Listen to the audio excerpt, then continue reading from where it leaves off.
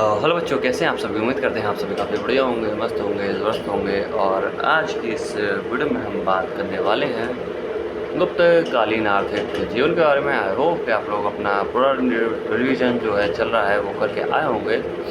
नहीं तो आगे चलकर आपको ही परेशानी होगी, आपको ही तकलीफ होगी, आपको ही दिक्कतें आएंगी। तो उसमें मैं कुछ नहीं कर सकता हूँ, इसलिए मैं आपको यही सजेस्ट करूँगा कि रिवीजन करते रहें और अपनी पढ़ाई आगे बढ़ाते रहें। और जैसा कि मैंने अभी कहा है कि हम पढ़ने वाले हैं गुप्त कालीन आर्थिक जीवन के बारे में, तो शुरू करते हैं बिना किसी देरी के। प्राचीन भारत में गुप्त राजाओं से सबसे अधिक, एक second, give me a couple of minute, sorry ये स्टार्ट हो चुका है, इसके बीच से स्टार्ट कर रहे हैं क्योंकि इससे मतलब ये स्टार्टिंग इसकी लास्ट वीडियो में हो चुकी है। तो आगे हम लोग कंटिन्यू करते हैं। इस काल में राजस्व का प्रमुख स्रोत भूमिकर, इसे भाग एवं उद्रंग कहा जाता था, जो भूमि की उपजाऊ का 1/4 भाग से 1/6 हुआ 1/6 भाग हुआ करता था। यानी कि उस समय बच्चों मेन सोर्स तो कोई नहीं था नहीं इनकम का, वो लोग टैक्स के थ्रू ही अपनी इनकम लेते थे। मतलब लैंड टैक्स रहता हुआ, जैसे टोल टैक्स एक चुंगी हुआ करती थी, उससे भी ये लोग टैक्स लिया करते थे। जैसे अगर कोई सामान इंपोर्ट एक्सपोर्ट हो रहा है उस वजह से।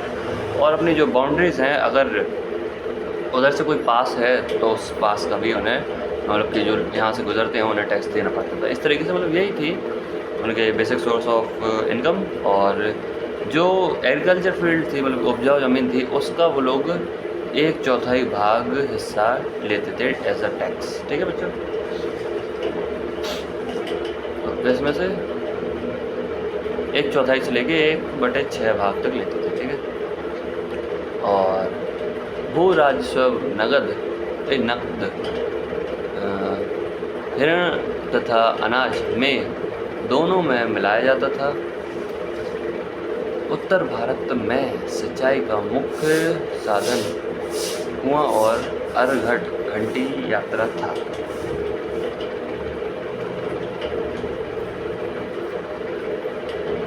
ठीक है, तो ये दोनों सोर्स थे उसके मेजरली। कौन से सॉरी सोर्स नहीं थे, जो नगद थी उसे हिरण कहते थे, और जो अनाज था उसे में दोनों लिया जाता था, मतलब कि ठीक है, एज अ टैक्स। और उत्तर भारत में सिंचाई का मुख्य साधन क्या था? कुआं था और अर्घट। अर्घट यानी कि कह सकते हैं हम लोग, क्या कह सकते हैं, अर्घट यानी कि घंटी यंत्र। ठीक है। और इस काल में वस्त्र उद्योग काफ़ी विकसित था और सूती वस्त्र निर्माण प्रमुख उद्योग था। यानी कि उस समय मतलब कि जो क्या कहते हैं इसे, टेक्सटाइल इंडस्ट्री थी, वो काफ़ी ज़्यादा अपनी पीक की ओर बढ़ रही थी, मतलब कि विकसित दौर में थी। और सूती वस्त्र का निर्माण प्रमुख उद्योग था। यानी कि मेजर सोर्स आप इसे भी ले सकते हैं, इसका सूती वस्त्र, जैसे हम लोग कॉटन में कहते हैं इंग्लिश में, उस तरीके। और 550 ईस्वी तक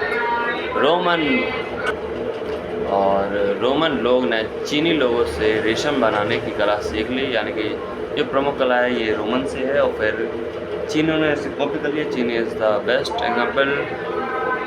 example for copy the anything. कुछ भी कॉपी करवा लो, आप VIP तरीके से कॉपी करते हैं, कुछ पता नहीं पड़ेगा आपको, ऐसा करते हैं वो लोग। कॉपी मतलब मास्टरमाइंड कॉपी के वही है। ठीक है, तो आज के लिए बस इतना ही रखना है, फिर मिलते हैं आपसे अगली वीडियो में। जब तक के लिए थैंक यू, शुक्रिया, अलविदा, धन्यवाद। और अगर आपको हमारी वीडियो पसंद है तो प्लीज़ चैनल को लाइक शेयर सब्सक्राइब जरूर करें। Thank you.